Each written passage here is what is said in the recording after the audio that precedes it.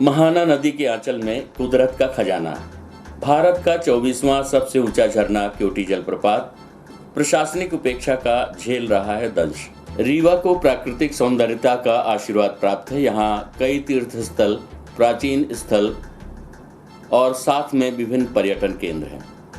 मध्य प्रदेश को प्रकृति ने अनूठे उपहारों से नवाजा है। प्रदेश की प्राकृतिक छटा यहाँ आने वालों का मन मोह लेती है, जिसमें रीवा के अनोखे जलप्रपातों का अलग ही नज़ारा देखने को मिलता है। उसी में से एक है क्योटी जलप्रपात। वहीं बारिश की बूंदें पड़ने के बाद ऐतिहासिक स्थलों में भी नई जान आ जाती है। गर्मी के मौसम की चिलचिलाती धूप के कारण लोग यहां तक नहीं पहुंचते, लेकिन बारिश के मौसम में यहां के पत्थरों में भी नई चमक आ जाती है। आसपास का नज़ारा भी काफ़ी लुभावना होता है।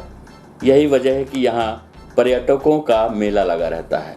हम आपको बता दें कि रीवा से लगभग 35 किलोमीटर की दूरी पर स्थित है क्योटी जलप्रपात। प्रकृति के अद्भुत खजाने को समेटे हुए कल कल बहती महाना नदी जहाँ क्योटी में जाकर समाती है, वहाँ का विहंगम दृश्य पर्यटकों को सहज ही लुभाता है। केवल मध्य प्रदेश के पर्यटकों के लिए नहीं, वरन मध्य प्रदेश के सीमावर्ती प्रयागराज तथा उत्तर प्रदेश के अन्य समीपी स्थलों से भी लोग इस प्रपात की मनोरम छटा को निहारने के लिए खींचे चले आते हैं।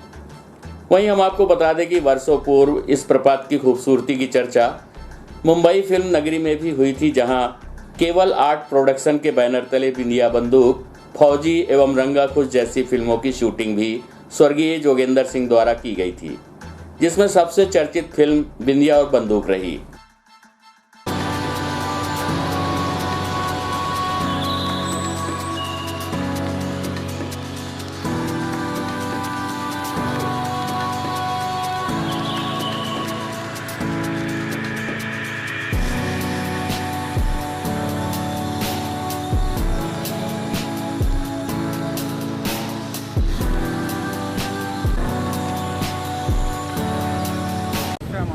किस तरीके का माहौल है यहाँ पे, कैसी व्यवस्था है? अच्छी है व्यवस्था तो अच्छी है। रास्ते में जैसे देखा मैंने, लाइट्स वगैरह नहीं लगे थे, तो इनको नगर निगम को थोड़ा सिक्योरिटी को लेके लाइट्स वगैरह का इंतज़ाम करना चाहिए। और थोड़ा सा लोग किनारे किनारे तक चले जा रहे हैं, इसके लिए कुछ गार्ड्स वगैरह होने चाहिए यहाँ पर, जो कि प्रॉपर इनको वो करके रखें, पब्लिक को किनारे रखें। प्राकृतिक सौंदर्य, बाकी तो नेचुरल ब्यूटी जो अपनी जगह है वो तो बहुत अच्छी है। ओके, सो हम पुष्कर सिंह राठौर और मैं अपने ग्रुप के साथ आया हूँ क्योटी फॉल्स में एंजॉय करने के लिए। वीकेंड है, संडे कर्फ्यू है, उसको भी देखते हुए हम लोग बहुत शांति से आए हैं। मास्क अभी हट गया है क्योंकि हम पानी में हैं। ये आप देख सकते हैं, मेरा दोस्त विशाल और कृष्णा और विशाल और सूर्या, चश्मा लगा के थोड़ा सा नकली शाहरुख खान है ये। तो हम लोग एंजॉय कर रहे हैं। वीकेंड है, ऑब्वियसली हम लोग एंजॉय कर रहे हैं। तीसरी बार है हमारा, और ये इलाहाबाद के बाद बहुत अच्छा प्लेस है जो कि हम हैंग आउट कर सकते हैं फॉर वीकेंड, और शाम को ही वापस जा सकते हैं। It's only 2 hours journey from Allahabad, 80 kilometres. So it's a very nice place to hang out. Thank you so much. Rewa जिले में पर्यटकों को लुभाने बहुत से ऐतिहासिक, साहित्यिक और दार्शनिक स्थल हैं, मगर उससे भी खास है जिले में स्थित जलप्रपातों की श्रृंखला। बहुती, क्योटी, चचाई और पुरवा, ये 4 जलप्रपात जिले भर में आकर्षण के केंद्र माने जाते हैं, जहां पर दूर दराज से पर्यटक भ्रमण के लिए आते हैं। मगर फिर भी जिले के अधिकांश पर्यटक स्थल अब तक प्रशासनिक उपेक्षा के चलते पर्यटक स्थलों में प्रशासन की नाकामी साफ नजर आती है।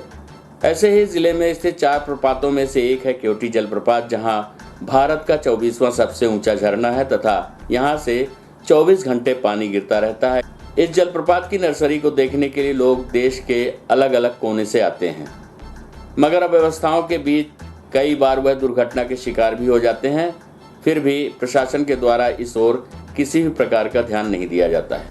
हम आपको बता दें कि क्योटी जलप्रपात में प्रशासन के द्वारा किसी भी प्रकार की सुरक्षा व्यवस्था तैनात नहीं की गई है, और यही वजह है कि लोग जलप्रपात में घूमने के लिए आते हैं और सेल्फी लेने के चक्कर में दुर्घटना के शिकार भी हो जाते हैं। वहीं लोगों की माने तो पर्यटक स्थल होने के कारण असामाजिक तत्वों का जमावड़ा भी लगा रहता है तथा शराबखोरी करने वाले लोग परेशानी का सबब बनते हैं। सुरक्षा की दृष्टि से क्या मानते हैं, क्या चीज़ जरूरत है यहाँ? सुरक्षा की दृष्टि से प्लीज़ यहाँ पे अल्कोहल का सेवन ना करें, मदिरा पान ना करें, और परिवार भी है यहाँ पे काफ़ी, उनकी भी दृष्टि से हम लोग थोड़ा सा सेफ ही जा रहे हैं। और हम लोग पीछे ही हैं, आगे फॉल है, काफ़ी डेंजरस है, यहाँ पे कोई सुरक्षा ऐसा कुछ है नहीं, तो इसलिए हमारी सुरक्षा खुद ही अपने हाथ में है और आनंद भी है और सुरक्षा भी है। हम लोग पीछे ही हैं अपना, बस पानी में एंजॉय करना है। प्रशासन से क्या मांग करेंगे कि किससे की व्यवस्था और बढ़ाई जाए? तो यही है कि थोड़ा सा प्रशासन को देखना चाहिए कि यहाँ पे कोई मतलब कोई भी कहीं भी जा रहा है और वो आते हैं, कभी कभी आते हैं वो, मतलब ऐसा मतलब औचक निरीक्षण होता है, ऐसा कुछ नहीं है कि रेगुलर बेसिस पे है, तो होना चाहिए। और बहुत ही ब्यूटीफुल प्लेस है एमपी में, तो हम लोग के लिए बहुत अच्छा ये जगह है। हम आपको बता दें कि भारी भीड़ एकत्रित कर रहा है पर्यटक स्थल केवटी, लेकिन प्रशासनिक उपेक्षा के चलते होती रहती हैं दुर्घटनाएं। वहीं हम आपको बता दें कि केवटी में स्थित मंदिरों का भी अत्यधिक महत्व है, जहां भैरव मंदिर एवं राम जानकी मंदिर धार्मिक आस्था के केंद्र हैं। वहीं मकर संक्रांति के दिन यहां 3 दिवसीय विशाल मेले का आयोजन भी होता रहा है। वहीं झरने के उस पार केवटी का 2 मंजिला किला भी स्थित है, जो पर्यटकों को अपनी ओर सहज ही आकर्षित करता है। वहीं इस किले का स्वतंत्रता संग्राम से भी नाता जोड़ा जाता है। कहा जाता है कि वीर स्वतंत्रता संग्राम सेनानी ठाकुर रणमत सिंह के द्वारा स्वतंत्रता आंदोलन यहीं से संचालित किया जाता था और अंग्रेज ठाकुर रणमत सिंह से थर थर कांपते थे। वहीं जब यहाँ सुरक्षा व्यवस्था के संबंध में सुरक्षाकर्मी से पूछा गया तो उनका कहना था कि नाम हमारा इसरार खान है, हम पर्यटन विभाग से हैं, नीति संग्रहालय से है, सिरमौर में मेरा घर है। 2 जगह मेरे को ड्यूटी दी गई है, जिसमें एक दिन मैं आल्हा आता हूँ, एक दिन केवटी आता हूँ। और जिस दिन यहाँ आता हूँ प्रशासन की कोई व्यवस्था नहीं है यहाँ पे। आए दिन यहाँ पे लफड़ा होता है, वारदातें हो रही हैं, जिसमें प्रशासन कोई प्रकार की जिम्मेदारी नहीं ले रहा है। जी, अभी पर साल है, पर साल 6 इकट्ठा एक बार व्यक्ति गिरे हैं, एक व्यक्ति को बचाने में 6 घटनाएँ हुई थी, दूसरी बार 2 वारदातें हुई हैं। और अभी परसों कल ही भी मैं आया था, यहाँ पे प्रयागराज के कई टूरिस्ट यहाँ बैठे थे, पी खा के यहाँ नहा रहे थे, जिनको मना किए गए तो अवैध गाड़ी दिए। वो बोलते हैं कि तुम अपना जो है आई कार्ड दिखाओ। अब आई कार्ड मेरे को प्रशासन ने दिया नहीं है, इसलिए मैं कुछ कर ही नहीं सकता हूँ और मना करता हूँ तो साले लड़ने के लिए तैयार होते हैं हमसे।